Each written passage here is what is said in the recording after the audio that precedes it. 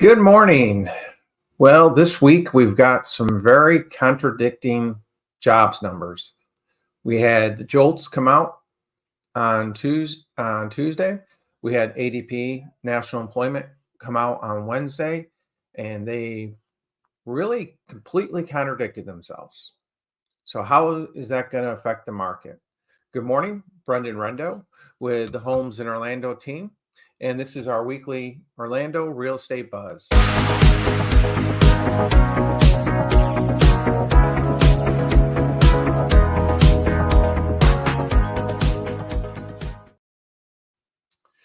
So ADP came out and they really missed expectations. They came in at just around 89,000 new jobs for this report so far for September. And the expectation was 150,000. So that's a pretty big miss. We're talking right around 35, 40% miss off the numbers. But the day before in the JOLTS report, everything looked exciting because they came in, sorry.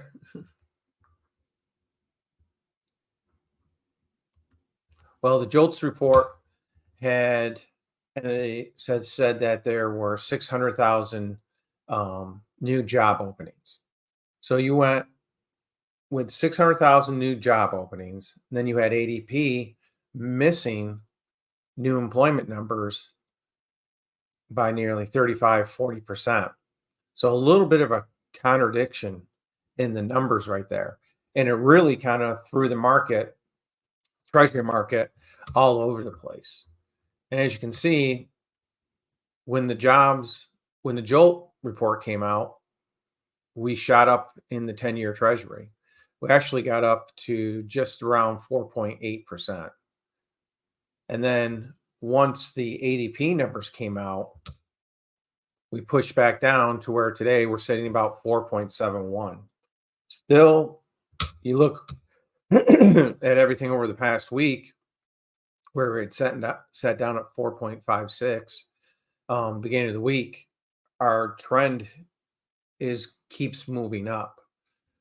But I think you don't want to wish for bad news, but the ADP number actually helped us out in the real estate industry by helping to pull back interest rates a little bit, not a whole lot, but a little bit.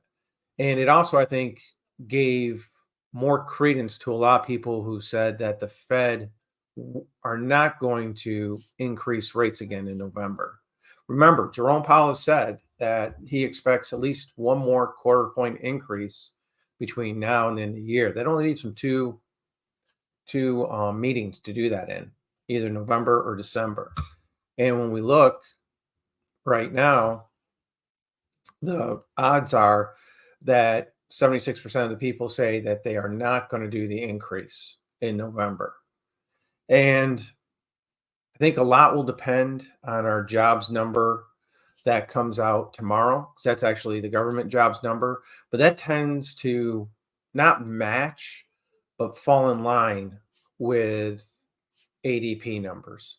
So if we see them miss expectations, come in lower than they have set, then I think we'll see maybe some relief again in the treasury market, because right now we're just not getting any relief there.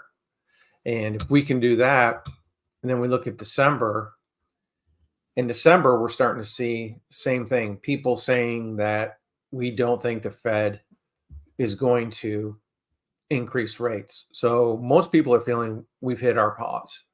And if you look historically, the Fed does take a period of pause. It can be, 3 months, 4 months. Generally, on average, it looks around 6 months that they may hold and let everything kind of work itself through the system. And we're going to have to continue to look at inflation numbers overall. And I think that's going to be a big thing as well that determines whether the Fed's going to move or not. Right now, my gut feeling is they're not going to.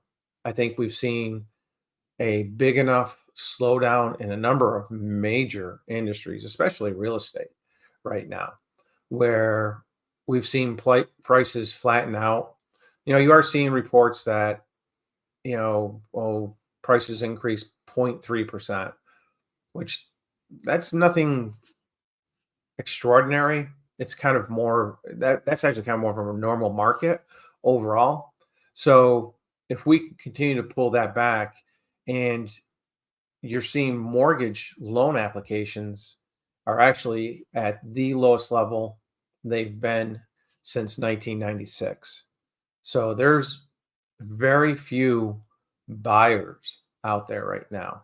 And I think, we're going to see it in the numbers that we show this week for Orlando, that the original list price to final sales price, that percentage is really starting to increase overall.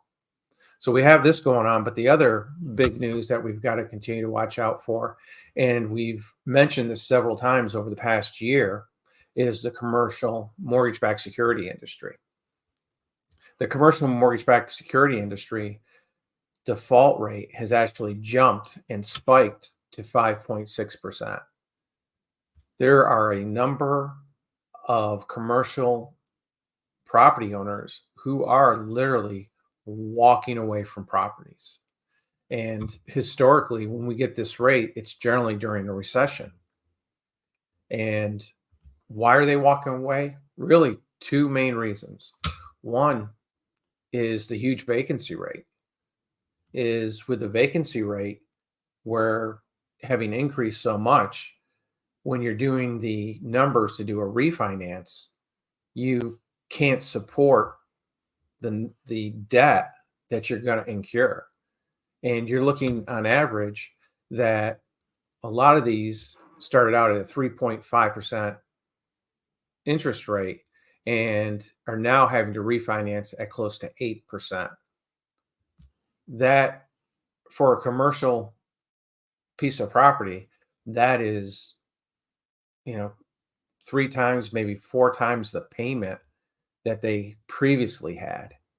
And with the vacancies going up so high, the ability to cover that debt payment, that debt service, isn't there. And with nearly $2 trillion worth of commercial mortgage paper over the next 18 to 24 months needing to be refinanced at these current rates, I think we're going to see this number even actually skyrocket a little bit more. I think we can get up into the 10, 12% default rate on commercial property. Right now, one of the biggest holders of leases in the commercial property, WeWorks, missed a $205,000 or $205 million bond payment this past week, and said they had the money to cover it, but they were negotiating. Don't think that's a way to negotiate from strength. Usually keep your mouth shut whether or not you can make the payment when you start to negotiate. But they're also going back to all of their leases, and trying to renegotiate all of their leases. They have leases or control roughly 16 million square feet of commercial space in the United States. I believe it works out to about 7.5% of all the commercial space in the United States is somehow tied to WeWorks. So if WeWorks, and this could happen with their current situation, if they go bankrupt, all of a sudden there's going to be a huge flood of commercial property for sale, which, just like in residential real estate, when the inventory goes up, prices go down. So this could cause a major situation in liquidity as well. If WeWorks walks away and breaks all these leases and goes and files for bankruptcy protection, which some people are projecting that could happen as early as the end of the year. So there's a lot going out there in the real estate industry, and a lot of it has to do because of the push up in interest rates through the Fed transferring into the bond yields. And the only time you really kind of see the Fed pull back is when something breaks. They're always very reactive, not proactive in the way they react to things. This time around, I'm kind of hoping they'll be more proactive. I feel a proactive stance would actually be cutting in December, maybe cutting rates a quarter of a point, loosening things up a little bit. Because remember, it always takes 12 to 18 months for their rate increases to work through the system. So we're just over a year since their first rate hikes, about 15 months. So it's really all starting to hit, and you can see it in several different industries that are out there. So let's hop into our Orlando numbers, and we've really kind of just settled in to, I would call, a very moderate, very slow market for Orlando. We did increase our sales to 442 this week from 359. So we did have a little bit of a jump. Inventory continues to increase. So what you're seeing is, people who have waited to sell have gotten to that point where they're having to sell now. Haven't seen as many as some other areas where people are being forced back into the office and having to sell the properties. This is more of a situation. These ones I'm seeing are more, they may have a transfer. I'm actually dealing with a transfer right now. A young couple who works for Pepsi being transferred to Arkansas. And that's the reason why they're selling.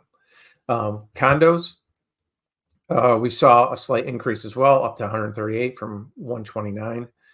Inventory, again, slight increase. But this is where we saw last week in the over $1 million where someone had just kind of dropped their pants, literally. And, we had an 86% original list to final sales price. Well, coming in this week, you see that our average across all price ranges is at 94.63. So we're seeing that continually pull back. We had been during July and August, we'd been back up to around that 97%. So you're seeing an additional 3% price decrease. So on a $400,000 home, you're looking at roughly an additional $12,000 decrease from the original list price. That's quite a bit. So, because you're looking just over 5%. So on a $400,000 house, that's $20,000 off the original list price. So there's negotiations that can be had out there right now. Average days on market, we're kind of sitting pretty consistent at 42, well over that 30-day mark. And you see here our weekly sales. And really, since July, we've kind of hovered around that 450 mark. A little above, a little below, a little peak high, a little peak low, but we're sitting pretty consistent right around that 450 mark for the single family homes. And then our average days on market, we popped up to 46, dropped down to 42, but we're sitting very consistent days on market for home sales. And our inventory, again, slowly but surely continues to push back up. And that increase in inventory is one of the reasons why you're seeing more price decreases than before that, and the interest rates. So everyone's saying, well, there's no inventory. Well, there's not a lot of buyers. There's really not a lot of buyers. I work my own website. We do Google pay-per-click, and we've seen the volume on our website probably drop about 40%, 40 to 50%. And a lot of people are, I'm just looking right now. Don't want to do anything because of the interest rates. I'm just not comfortable. Then we see the condo market. Their actually original list to sales has dropped in just over 95%. And their days on market has increased to 46. So the condo market is actually getting hit a little bit worse. And a lot of that also has to do with the increases in their association dues because of insurance costs. And you see here our weekly sales number in graph format, where really since beginning of August, we've really sat more down at that 130 range, 125, 130 range. And you're going to continue to see this period average number continue to drop for condos. And there's our inventory, which is just continually shooting up. So condos, there's a lot of opportunities to negotiate better deals if you're looking at a condo right now than there has been in a long time. So those are our numbers for the week. Thank you for joining us. Please like and subscribe. Join us every week here at the Orlando Real Estate Buzz, and we'll keep you up to date on everything in the market that will affect us both here and nationally.